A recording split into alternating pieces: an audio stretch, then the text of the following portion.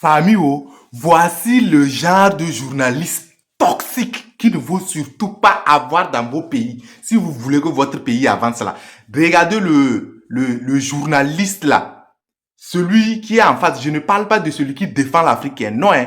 Parce que vous voulez nous faire comprendre sur ce plateau que quand c'est les Français qui pillent, c'est bon. C'est eux qui tuent, c'est bon. C'est eux qui occupent le pays, c'est bon. C'est eux qui peuvent transporter un président dans un avion pour venir l'installer à la présidence, c'est bon.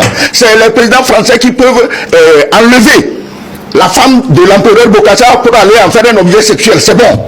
Est-ce que Wagner a fait des choses comme ça? Vous n'avez aucune preuve de ce que vous avancez ici. Et mon ami, je vous dis, relisez votre histoire avant de vous engager à parler de votre pays. Vous n'avez pas le monopole, c'est pas parce que vous êtes centrafricain que vous avez le monopole. Je suis surpris. Vous n'êtes pas surpris, vous savez. Vous pouvez jouer à l'Ura, mais je sais que vous savez.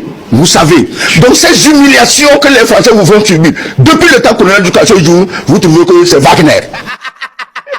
Le véritable problème de cette personne-là, quand on leur parle là, sur le plateau, il se joue à l'intellectuel, quelqu'un qui réclame, toi tu réclames des preuves pour des choses que toi tu connais déjà. Quelles preuves? Et puis quand on lui parle là, il a des jeux de manipulateur, il est là avec des jeux de mots pour essayer de contrecarrer la vérité. Depuis quand la vérité a besoin des preuves, tu es au courant, tu sais bien, mais il joue à l'ignorance. Soit quand tu le regardes, il a une expression faciale comme un intellectuel, c'est un idiot,